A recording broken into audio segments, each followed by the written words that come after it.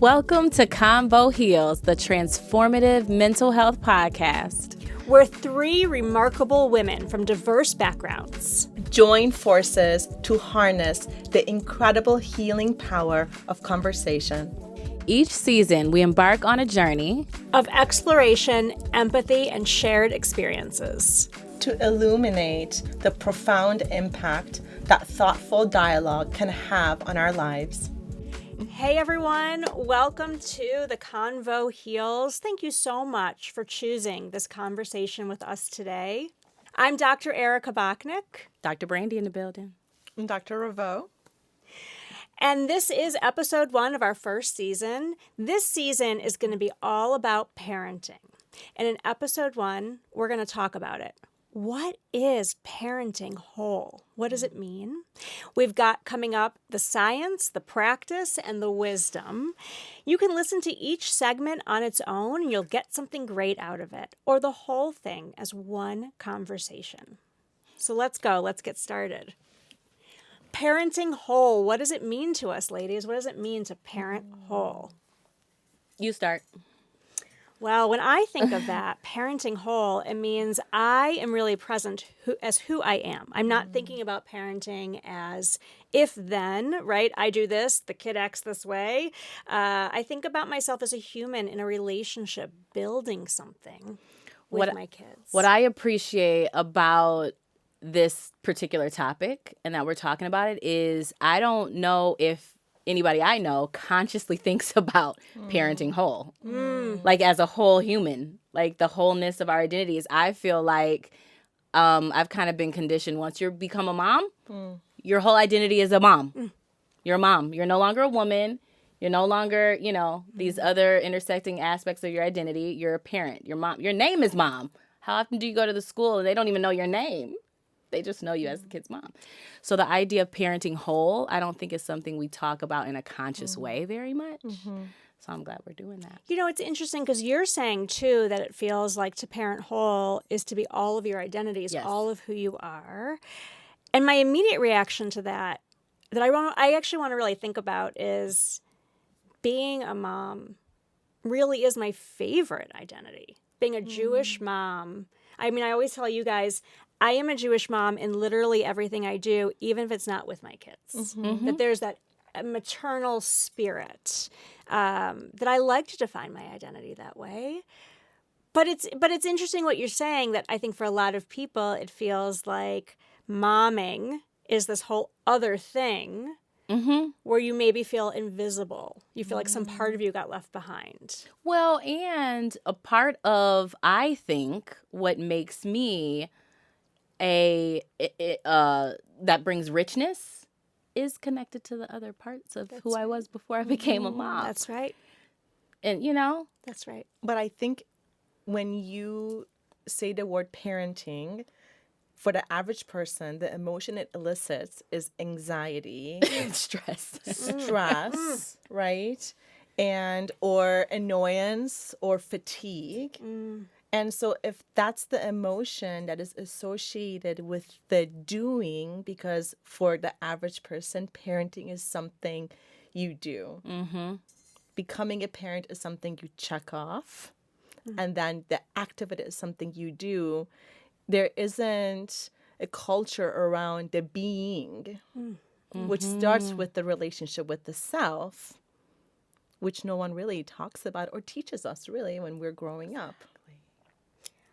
I just really want to amplify what you're saying, that we are going to talk about parenting as being and not doing, right? And that's going to be a big mind shift for a lot of people. Yeah. And women are so good at the doing. We are the problem solvers. We're the fixers.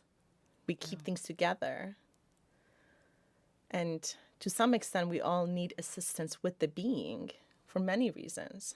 Okay, so here's my question that I think is on people's hearts as they hear this, I think. How have you decided that you're enough by being in your children's lives and not based on what you do? Because I imagine if you can do it, you've decided that. I think for me, joy and laughter is everything. Like when I can be silly and funny and dance and be playful and we are sharing that moment, that's what they're going to remember, and that's what feeds my soul, right? It's when I'm like fully present, and it's feeding their soul. So for me, it really is about those moments. Well, so like me think of Hasti this. is saying she's really tuned in to how her children receive her. Yeah. She's flexible in some ways to notice some things I do matter so much. The laughter, the joy, that dance. And maybe some other things aren't having the impact that I expected. And so she's paying attention to that. So that's one way that she's like, I know that I am enough by being present. Like no matter what, at the end of the day, we can laugh and we can sing and we can dance, no matter what. I love that. You're making me think of, and this I think is part of the wisdom. You're making me think of the real popular who am I thinking of? Maya Angelou quote. It's not what people said or what they did, but how they make you feel that you remember it. You're making me think of that and how creating that kind of energetic, element in your home is kind of the most notable aspect of parenting.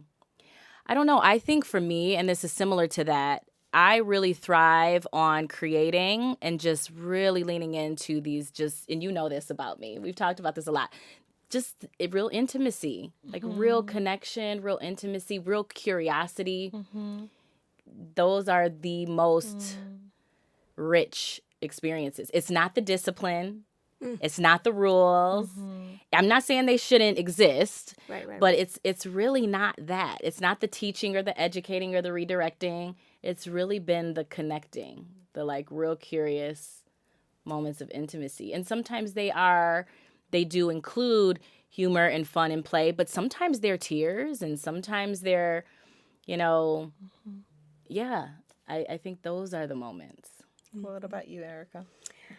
I think what I'm connecting to, what this is making me think about, is that maybe this is true for you. I think for me, I'm willing to experiment. I'm a scientist. I'm willing to do a thing, notice the results, and learn from it. And if I'm being really honest, my strengths as a person, and especially as a mother, are not in the doing. I'm late a lot, and I forget things. I'm not a great cook, you guys. I'm just not. You can cook a little bit. I'm all right. I'm all right. Listen, I'm all right. But what I'm really, really good at is loving people. I've my whole life carried around like a basket of love to give. And I waited for these people to come into my life that were the right people to just shower with my love. And so I feel like the best of myself when I'm with my kids. And I know that's probably not true for absolutely everybody, because everybody has different strengths. And some people, I have lots of friends who are so good at the doing. They're so good. Yeah. They're the people I rely on to remember when permission slips are due and that sort of stuff. But it's been really healing for me, actually, to become a mother and to find out just being who I am. Someone full of love. Sometimes it's awkward. Sometimes it's sparkling and amazing. My creativity is a gift I give my kids, and I can see that they're wrapped up in it. And when I see that, that's the experiment, right? Then I'm like, oh, that matters. I'm paying attention to that.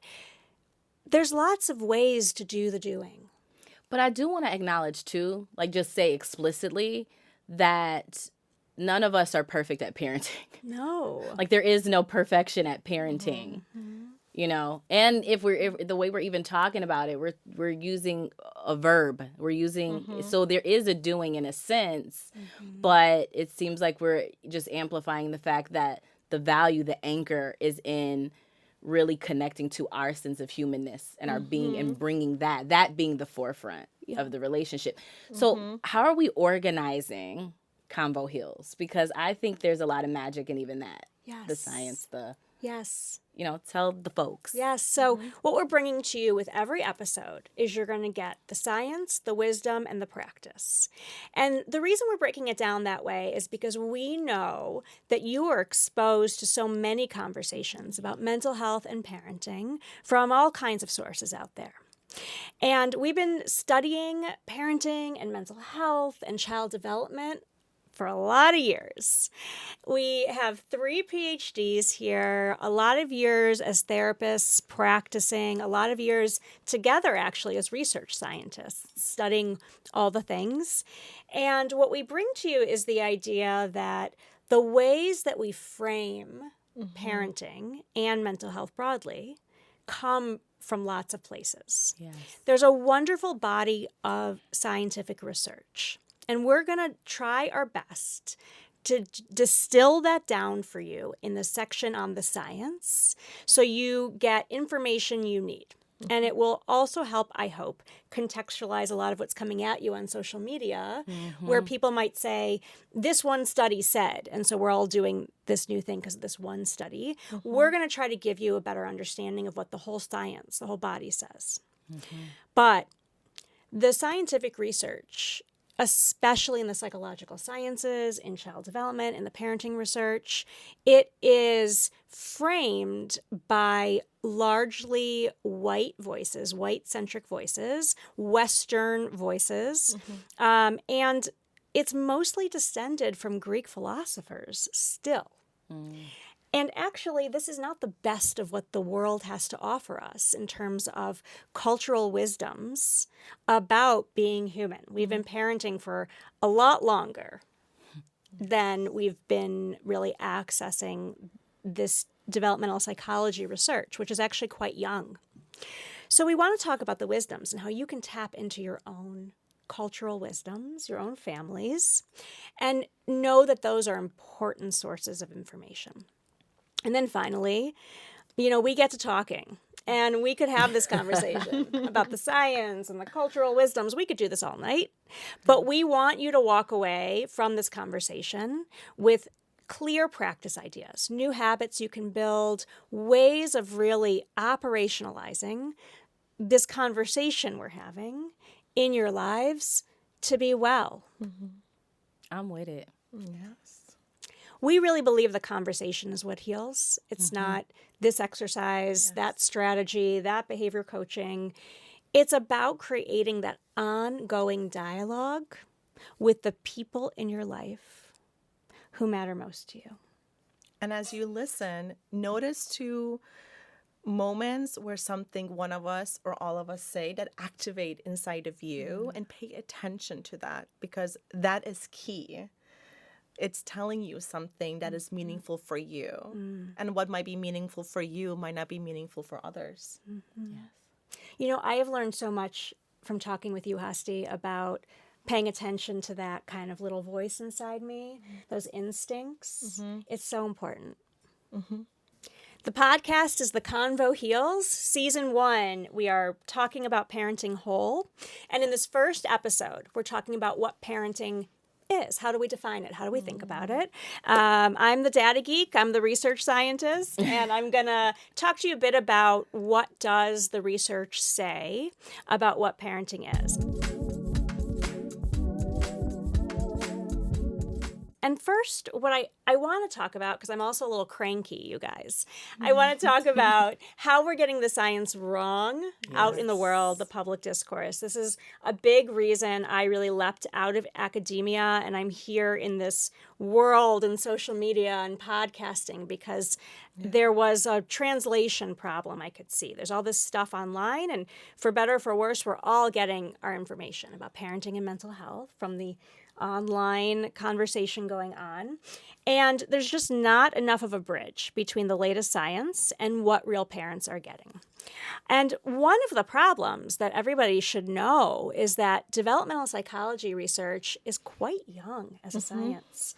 It's really a conversation truly among research scientists. Somebody publishes a study. We learn from how they did the study. What questions did they ask? What techniques did they use to experiment or get information from folks? And what conclusions did they draw? And then somebody else will say, I think there's some problems here. Let me repeat this study. Let me do it differently. Let me respond to it. It really is a conversation.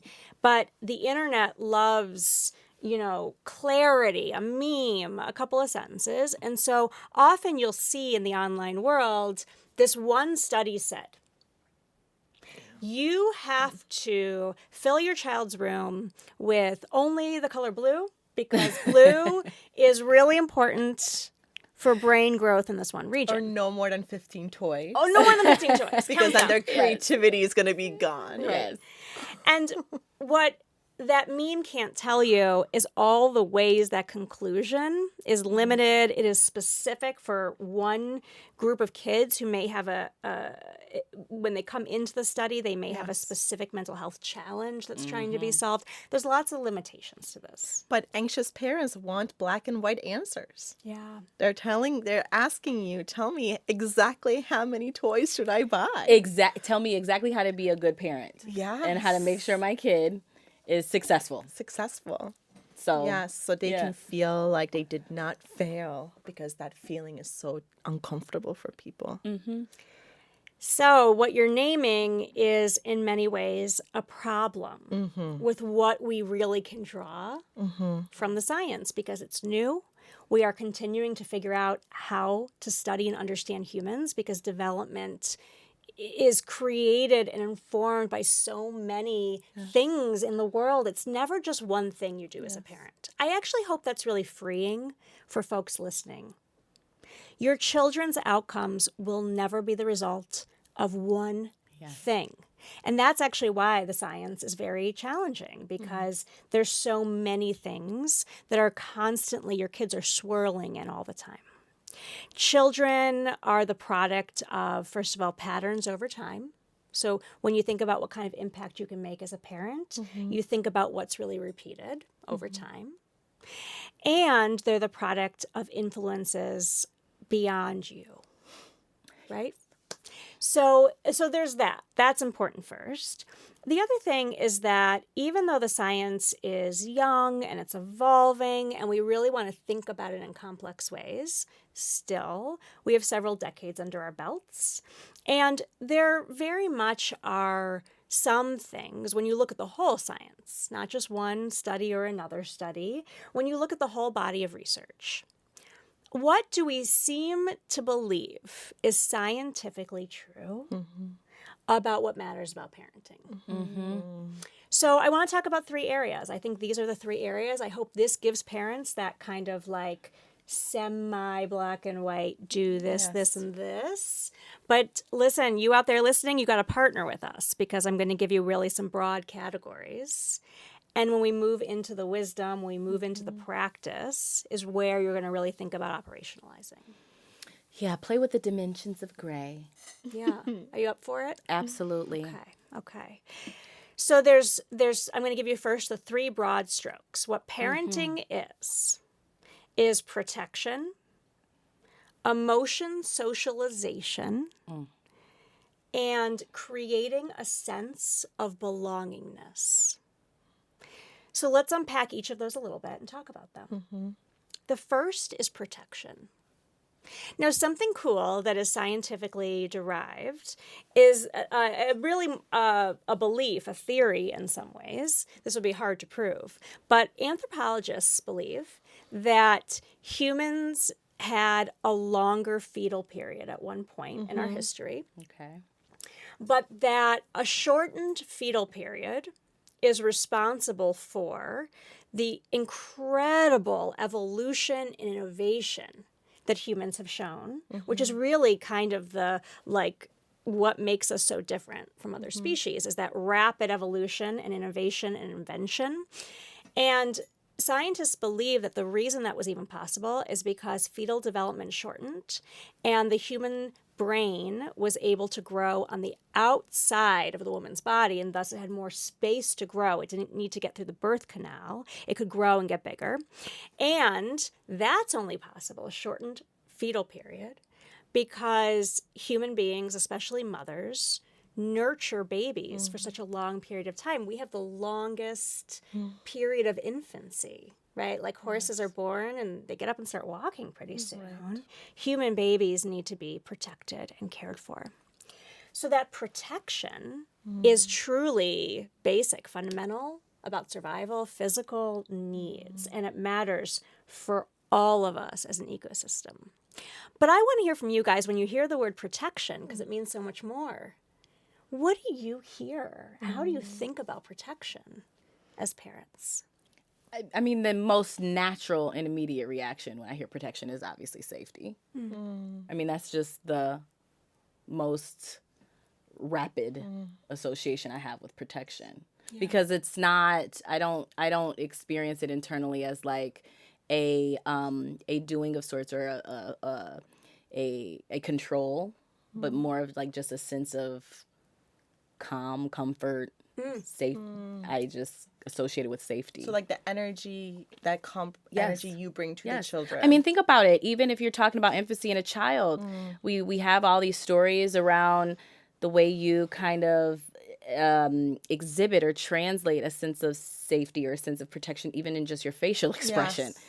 Like you can elicit a sense of that even in moments and spaces where you're really not that safe if you have that. Like if I look at my toddler that's running around on the floor and they fall and I'm like, But if I'm looking at you and I'm just like, there's a sense of safety in that and a protectiveness. So it made me think of that in a more literal form. And to some extent, research confirms that when traumatic events happen, what really, to some extent, predicts the children's outcomes is the energy in which parents held in that moment.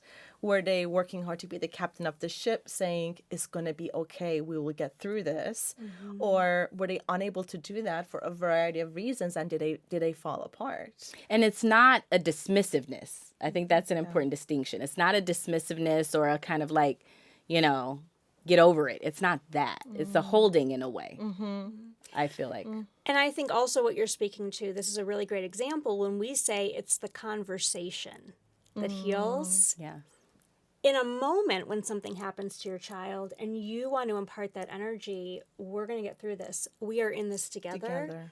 That has to be trustworthy to your child. In lower stakes moments, that has to be what the conversation sounds like to achieve that kind of safety. But what we're also talking about here is that when we talk about protection as a fundamental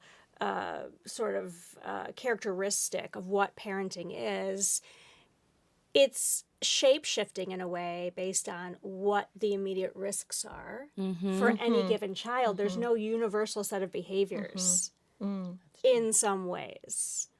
When I think about protection as an immigrant mother, I think about two words come to my mind: advocacy and skills building in my children.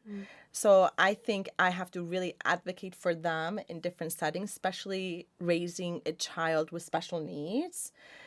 How do I make sure the world knows I am watching you and you are not going to hurt my child because my child is different? And how am I going to give my kids the strategies they need to advocate and self-protect? Like my mind right away goes to that. It doesn't go to more basic needs like shelter and food and getting the bills paid. It's more of that cultural, social safety. That's right. And even within internal family safety around intergenerational trauma, it also activates that for me. Like I need to protect my children from the intergenerational trauma within my family. So the next category, and this is, I think, what you're describing as a segue, because this is about emotional processes, another really important aspect of what parents do is to socialize emotions. Now, here is where this sort of behavior coaching thing has kind of flooded our airways, as though that's parenting, is coaching behavior. Really sorry, guys, it's not. We do it. It's not? No, I'm sorry. Behavior coaching can be how you get through a moment in a day, but it's not nurturing, growing a human. It's not sustainable. It's not sustainable. To maintain a relationship. Yeah. Emotion socialization, though, is the broader idea of how we teach our children to use emotional information. So emotions are information. It's how we connect to the world around us. It's like a spidey sense. Yes. You just feel a thing. You know something. You can start making meaning and make a choice for your behavior based on that information. How do we do that as parents? This also is very culturally and contextually embedded. Absolutely. It's very much connected even to protection, because how do we teach them to use emotional information in ways that will keep them safe and healthy? Before we started talking today, we were having actually a great conversation about how children from minoritized backgrounds likely have more complex and broader patterns of emotion socialization even in earlier childhood, because it is for their safety and for their wellness that we need our children to be able to read a room, Yeah. Yes. right? Understand how they feel and make smart decisions based on that information. And for me, it's that moment within a family where they make a commitment, I think, through conversation or subconsciously on what is going to be the family's culture and values around emotions. Can you give an example of that? Yes. So, for example, my son, Levi, because his brain is wired differently, he expresses a lot of anger. And I had this moment within myself where I made a contract with me to say, it's okay. We are safe even when he is angry. I don't have to fix anything. I am going to change our family's culture around this emotion. But it was a conscious decision I made. And then forever, things kind of changed for us. How do you then navigate that choice up against the fact that everybody else may not be doing that in the world? You talked about a part of the protection is the advocacy for him in the world. So then how does that work? I think I am privileged in the sense that he has this sense that within certain settings, it is not okay, and he needs to regulate in a different way. And so, for example, that's that duality of That's the awareness. socialization. Yes, that at school, for example, he cannot have that reaction. He cannot let it out. He has to hold it in. But that when he comes home, it's a different dynamic. But I think if he didn't fall in that category, if he was one of those kids who couldn't do that, just like all the other ways, I would put on my advocacy hat on, and I would be sending the teacher and the school social worker resources on why he's not trying to be difficult. But I think you're speaking to what we were saying again offline around the double consciousness, the dual consciousness, like that kind of sophisticated nature of delineating in this space, this expression of my experience is it's safer to do it here than it is to do it here. And that's a very sophisticated socialization for our kids. So It's sophisticated, but what I also want to say about it is that it's normative. true. It's Yes. straightforward. It doesn't actually take a lot of complex thought. It's not special. No. It's right. sophisticated, but it's not special. right. It's complex, but it's not special in that way. Yes. They become more sophisticated. Yeah. But all parents can do this. Yes. And it really will front load the practice a little bit here. It's about really being transparent yourself. Starting that conversation all day, all the time around them. This is what I feel. This is what I believe. This is what I'm thinking about. Letting them in on your internal world is a way we socialize how they make sense of their own feelings. I've got some things to say about that. I know you do. You want to say them now? You want to wait till we get to practice? I think it actually connects to the wisdom, Okay. which I'm really excited to get into, because I think that in and of itself can compromise the safety. And so having to navigate that, the way I was raised was you can't show your cards that way. That will be used against you. You can't show your cards that way. Your children will not respect you. Right? By the children. By the children, and really, quite frankly, anyone else. So anyone else to me is still how we say to the kids, this is the socialization process. Right. In the home, this is how we express and how we're there for each other and what's kind of embraced here. And there's different ways to regulate, so to speak. There's different ways to take in the emotional information, hold it, understand it, and then in a context-specific way, maintain safety and wellness. But you're really speaking to how that can reverberate back.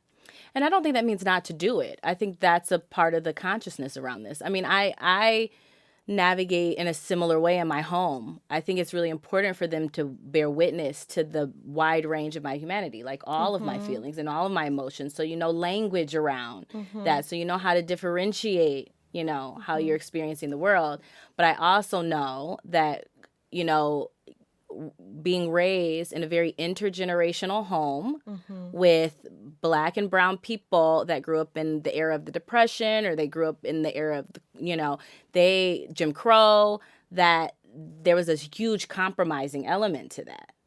So that was not a part of it in an effort to maintain a sense of safety and an effort to maintain a sense of order in the home. You cannot be dysregulated out loud like that. But I would make the argument that this idea of making sure your children respect you has a lot less to do with the relationship within the home than the sense of safety in the community. Absolutely. Because if people perceive your family as a family where you couldn't raise your kids to respect you, I think for a lot of cultures, it would reduce your resources. And so there was a lot of hypervigilance around how people are perceiving that dynamic. Because if you can't raise respectful kids, then you can't be respected. Then you cannot. Then you cannot be respected, Yes. and you cannot be trusted, and you cannot be associated with. Exactly. So we're actually moving into this other part of parenting that I don't actually think gets talked about nearly enough, but the research evidence is clear, especially in the family systems literature, that what parents and families do for their children is establish belongingness. And so this is not this movement about gentle parenting or whatever it's called now, attachment parenting, whatever we're calling it. It's not about tone or approach. Belongingness sometimes may not even be very polite, right? Belongingness is not just about feeling safe necessarily. Belongingness is the full expression, meaning understanding of who I am and the impacts I make in the world, the potential for impacts, good, bad, neutral, the ways that others impact me. It is really about wholeness, about socializing in our children wholeness and what values we want them to hold on to, who we want them to understand themselves to be. A place where this research actually is extremely rich is in the ethno-racial socialization literature, specifically by Black scholars. Coming to mind right now are Dr. Rihanna Anderson, a friend of ours, who talks about racial socialization in Black families. And what we know from the science is that that positive promotion of identity in our kids is one of the best, if not the best, buffer, sources of resilience against stress. It is the most important cornerstone of their mental health, is that sense of belongingness that we establish in our families. And I think what you're seeing a lot right now is parents wanting to make sure that their kids feel like they belong. But I think what I'm hearing you say, something that is even equally as critical, is that, and others also belong, and you're responsible for that. There's a proverb. It's an African proverb, Ubuntu.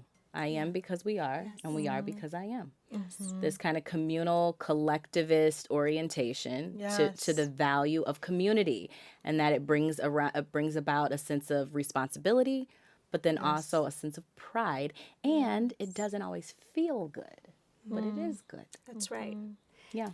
I'm raising Jewish children, and I've talked with you guys extensively about the fact that having them know who they are, who they come from, that they are responsible to a whole community in their lives, our future, our past, is a gift. And I know that it creates what we call emotional residue for them to weather stress, but also it's not always easy. It means being an upstander.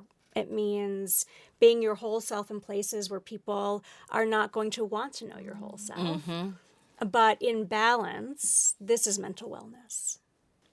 So that's the science on parenting. I want everyone to really think about investing in belongingness, emotion socialization practices, and your sense of protection and how that plays out. Coming up next, the wisdom. Okay, so Erika, Dr. Bachnick, since you have laid out all of the scientific kind of considerations as we look at parenting, I want to dig into the wisdom because I'm of the perspective that our cultural, collective, intergenerational contributions really kind of help direct, amplify, strengthen, enrich our parenting practices.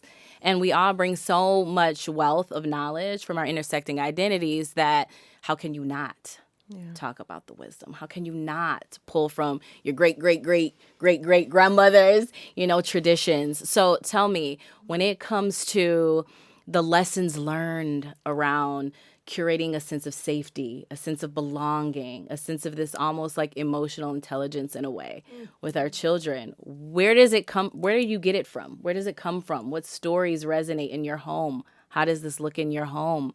I'll tell you, in my home, raised by my grandmother and my grandfather, there was such an essence around work ethic, around love, like you talk about how values emerge in a family, around love, work ethic, around fun, around spirituality. Those were kind of the anchors of the home. And I'd love to share more about that, but I want to hear from you guys. Like, what are the cultural nuggets of wisdom that influence the way you parent?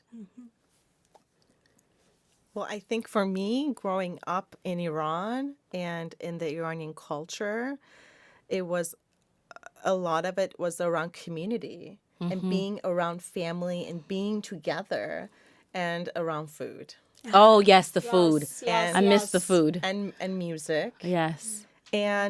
But also a bit of like, everybody has their eyes on everybody on how everyone's doing and not thinking that you can tap out. Like, you all feel responsible for each other no matter what. And How was that taught? well, my dad's family, he's one of 8 boys, and my grandmother passed away from cancer when she was like 42. And these 8 boys were really left protecting and caring for each other. And I think the way that my grandfather kept things together was to instill that within them. You are responsible for each other. You are a unit. Nothing is more important than the 8 of you. He would consistently tell them that. And I think about my mom's family, and her dad passed away when she was young, leaving my grandma as a single mom. And I think back in the day, she was an only child, my grandmother, and she didn't have a lot of family. And then her husband passes and she had 8 kids. Like, that was a big responsibility. Yeah. Right. So I think the idea of coming together and feeling responsible for everybody, they would just directly say it to them. These were the mottos, the family mottos. Yeah, and you don't have the luxury of going away for college or going and doing this or messing with that girl or whatever. You have 7 brothers that you have to keep your eyes on.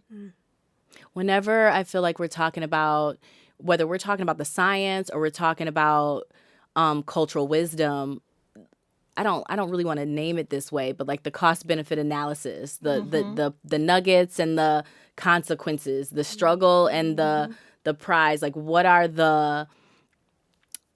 I think there's a great sense of community, but then I also have been connected to families where they felt really restricted as it related to their sense of creativity or what they could go aspire to be or what their ambitions can be.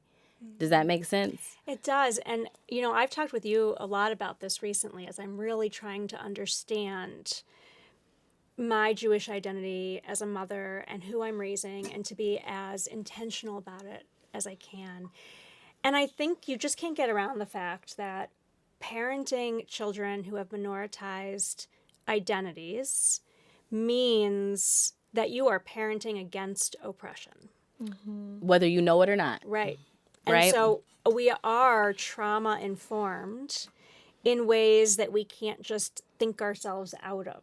Doesn't mean that we're trauma informed and so we have to get over our trauma. It's ongoing, it's real, and actually it's strength, it's learning in some ways. This is real.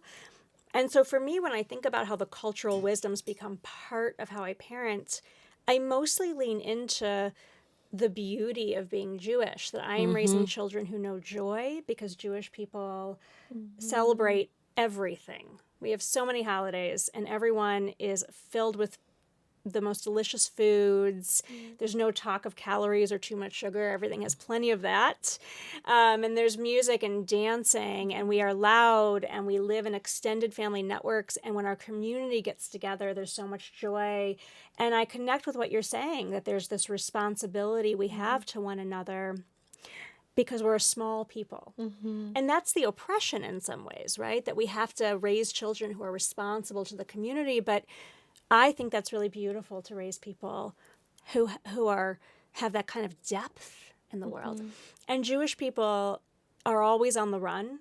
And even though in my lifetime I haven't been, we live with that kind of fire under us. So it's like the beauty and the joy of being Jewish is that we work hard and we study hard and we love hard. And part of it is because we have this sense all the time that life is so short and this life is fragile. So I could talk about it that way.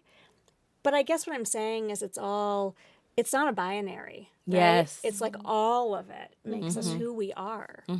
It's so beautiful too, in a way. It's kind of like we use these terms like tragedy into triumph, or this kind of orientation to being triumphant and being liberated and being an overcomer or whatever, like how we use this language to amplify the fact that yes, some of these cultural notions of existence are birthed out of an oppressive world, but that doesn't make them any less valuable. There's no pity in it. It's like very pride orienting too.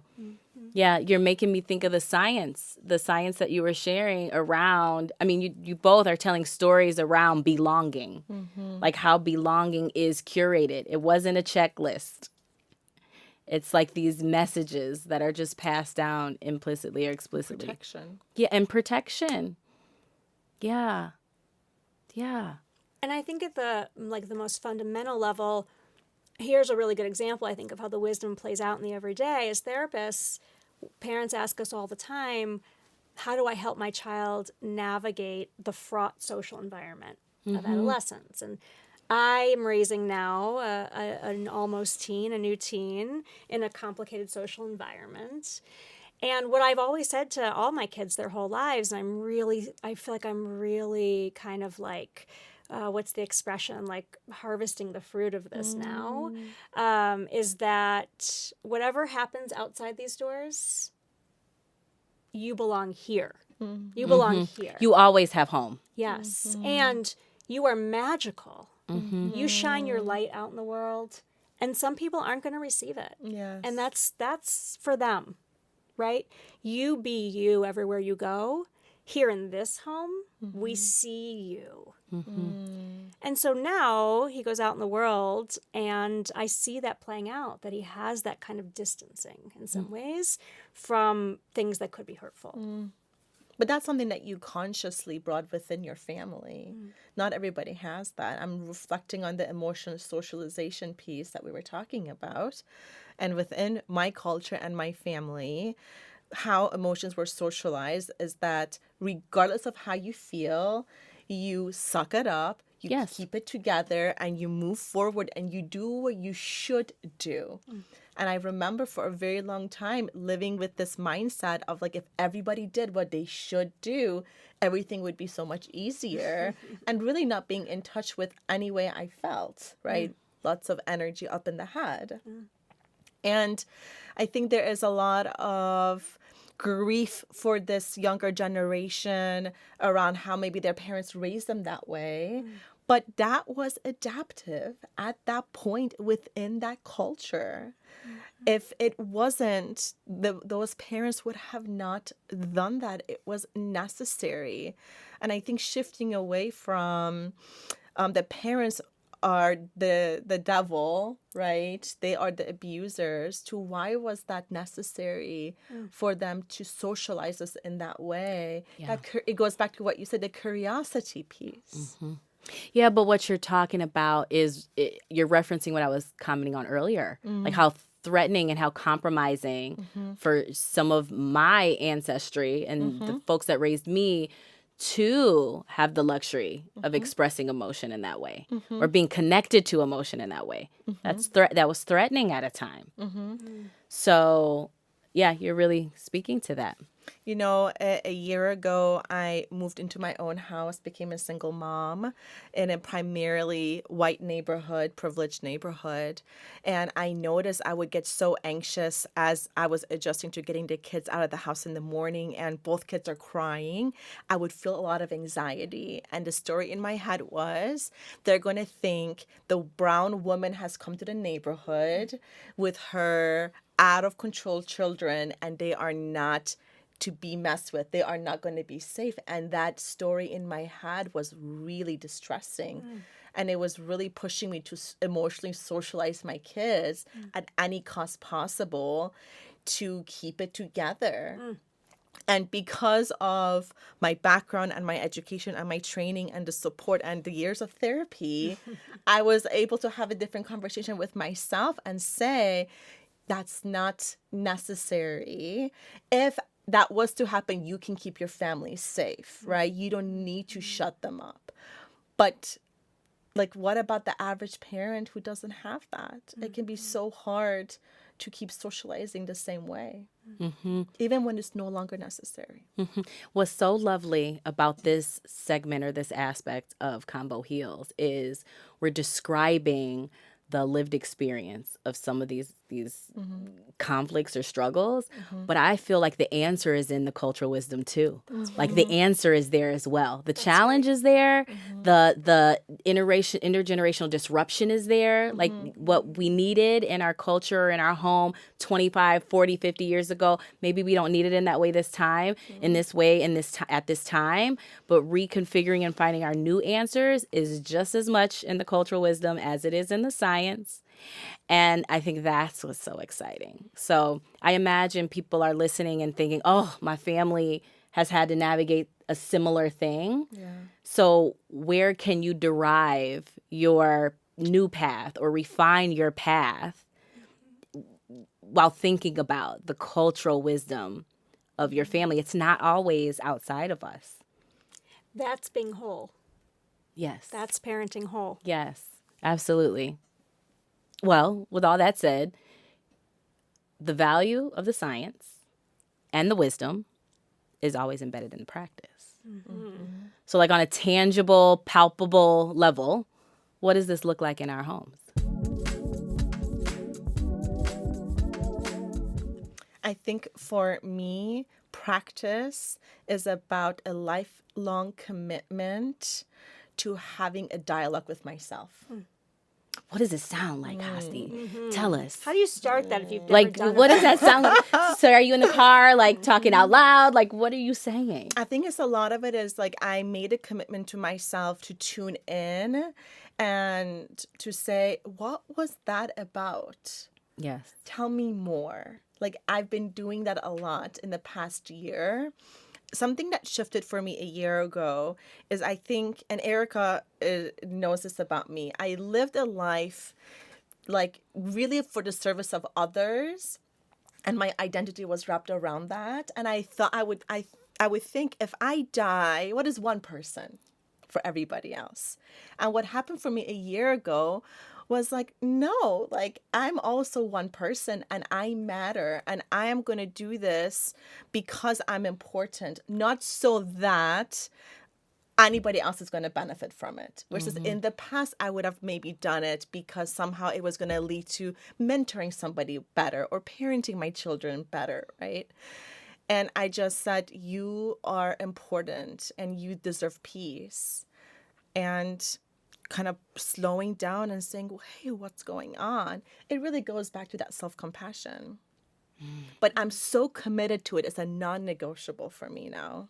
What sticks out so much to me, and I'm so proud of it, is it is your solution to exactly what you described earlier about if everybody just sucks it up and does what they have to do, then it would be better. And you're kind of saying, this is what I have to do for me now. So it's kind of the same thing, but in a different way. And I think historically, I would have maybe done it in some way so that it would lead to something. But now I do it because it's the right thing to do. It is the right way of treating myself. And I noticed that by living through that, it has these really beautiful ripple effects on everything else, on my children, on how I run my business, on my relationships with my friends, on even doing some ancestral healing, letting go, grieving, forgiving. I've been having some wild experiences that I don't think I've fully made sense of because we're talking about parenting and parenting whole, but we can't forget that we're adult children.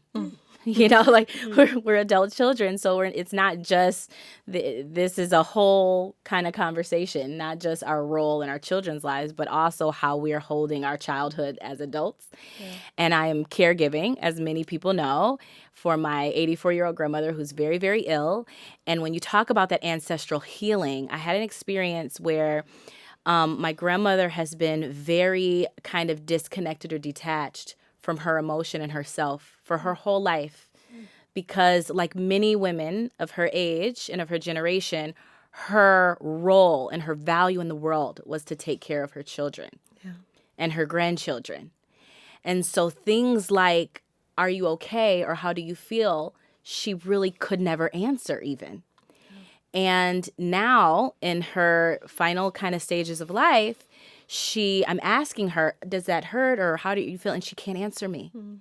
And the way it comes out is an irritability in a sense.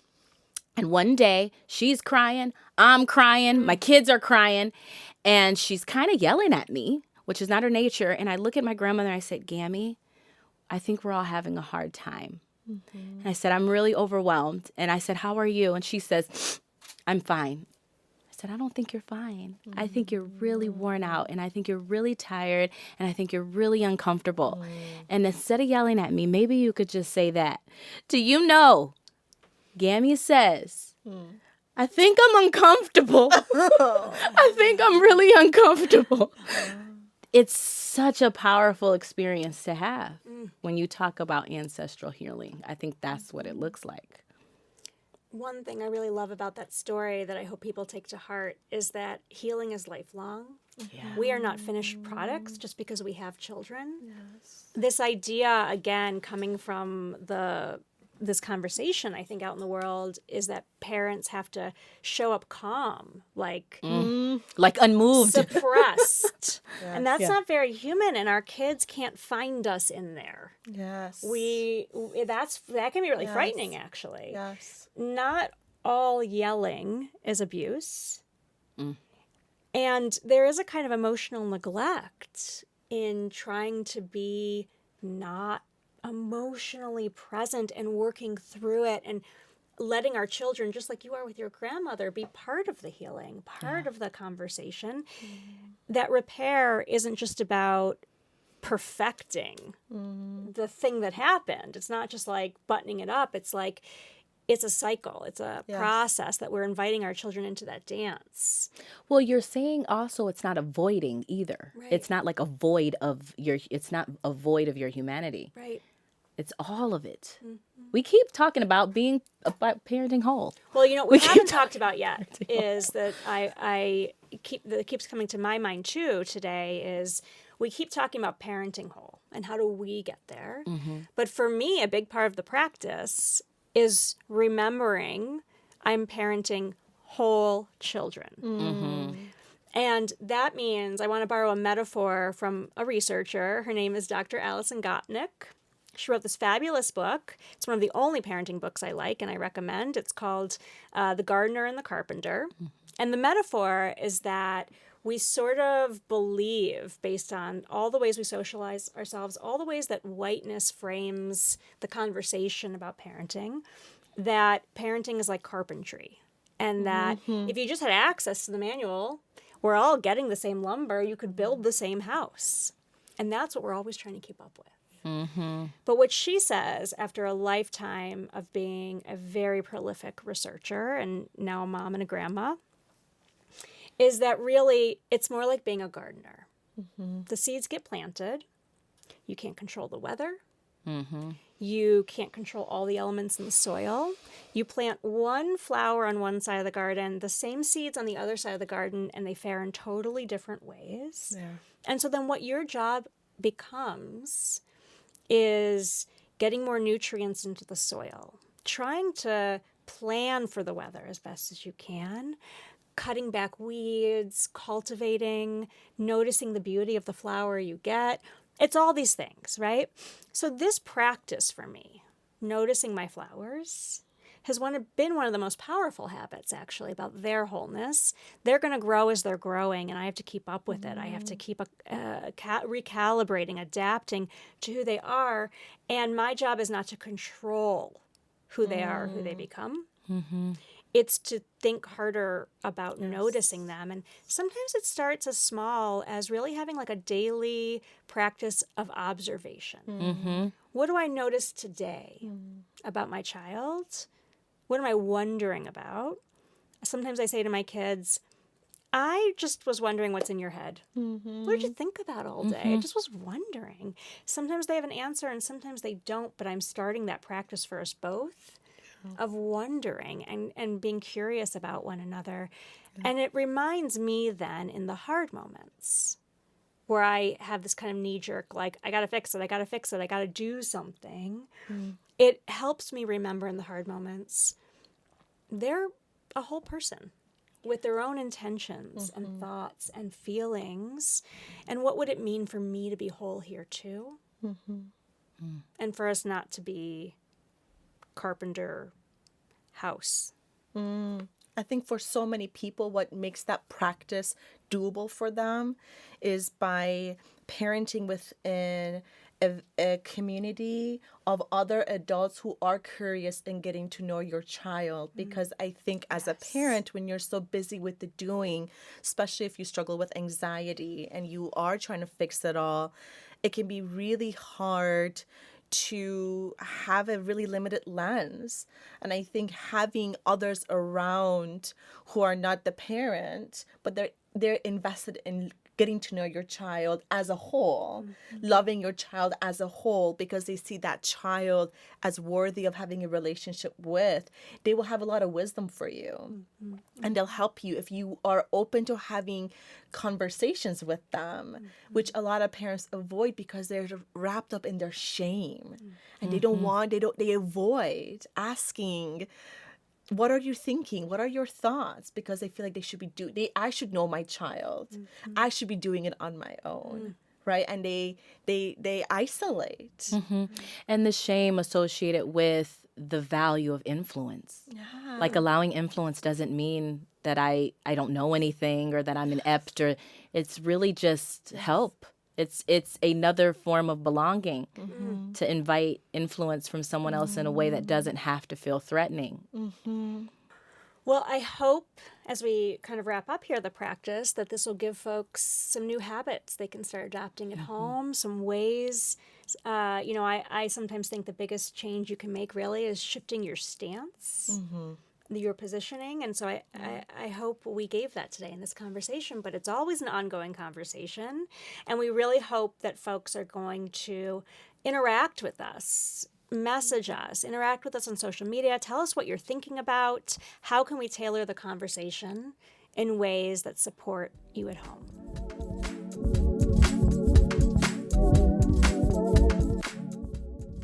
The Convo doesn't stop here. For links to the resources and research mentioned in today's episode, head on over to the show notes at convoheals.com/1. That's convoheals.com/1.